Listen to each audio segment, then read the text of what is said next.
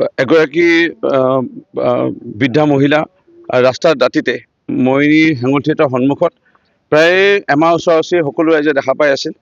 এনেকুৱাকৈ আহে, আকৌ কেতিয়াবা গুচি যায় ইয়াৰ পৰা, কোনোবা পৰিয়ালৰ লোক আহি লৈ যায়। আমি এনে সকলোৱে ভাবি আছিল যে কোনোবা ওচৰে পাজৰে হয়।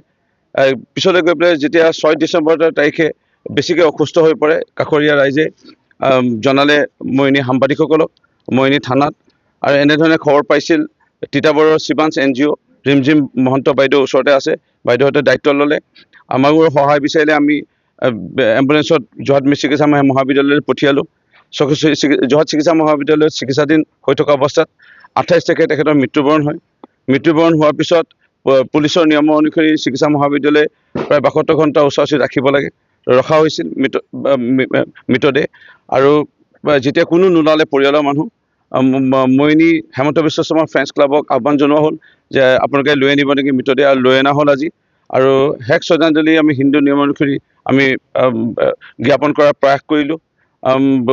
কোন ঠাইৰ আছিল, কি নাম আছিল, তেখেতৰ ঘৰ ক'ত, কোন ধৰ্মৰ, এতিয়ালৈকে আমি কোনো গম নাপাওঁ যদিও মানৱতাৰ ক্ষেত্ৰত যিহেতু আমাৰ মৰিনীতে আছিল, এখন টেকৰ কাৰণে হ'লেও আমি দেখা পাইছিলোঁ।